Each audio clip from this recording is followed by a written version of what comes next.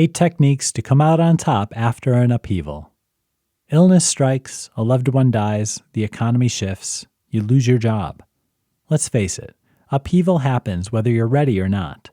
For some people, they crumble at the first hint of disaster. Others somehow manage to still succeed even when things look the direst. Which are you?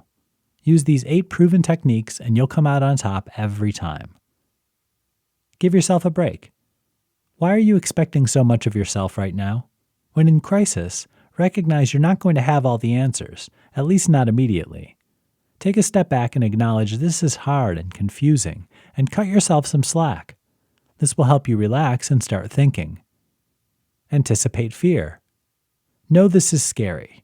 Upheaval is all about sudden change, and you're going to find yourself floundering initially. Fear is reasonable in this kind of situation. It's what you do with this fear, which is what counts in the end. Remember, anticipating doesn't mean caving into fear, but only acknowledging it's there. Breathe. Now, before you do anything, take a deep breath. Let it out slow, then take another. First reactions usually aren't the best ones. By taking time to breathe, you're giving yourself a minute to figure out what to do, not to mention taking in a little added oxygen so you can think. Accept. Okay, this wasn't what you wanted. Rather than fight against the change caused by the crisis, try embracing it as an opportunity to learn from the situation and try doing things a different way. Rewrite the narrative. This continues the idea from the last point.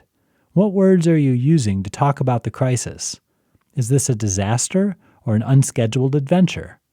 Look for a more positive way to redefine the situation. Drop the negativity. Speaking of positive, what's your self-talk right now? Don't get caught up in negativity here either. Instead of beating yourself up, praise yourself for your courage in facing the upheaval with a positive attitude. Practice change. Get used to the idea of doing things differently by practicing change in small and safe ways. Adjust how you do something every day, such as changing the route you drive on the way to work. This helps your brain build flexibility and readies you for the extensive changes necessary to handle this crisis. Know you've got this. Most important of all, remind yourself you've been through other disasters and survived. You're going to be just fine, so long as you hang in there. Success, even in the wake of disaster, never happens by chance. It takes intentionality to come out on top. By learning these 8 techniques, you'll not only survive the upheaval, but you'll become one of those people who thrive on the adversity.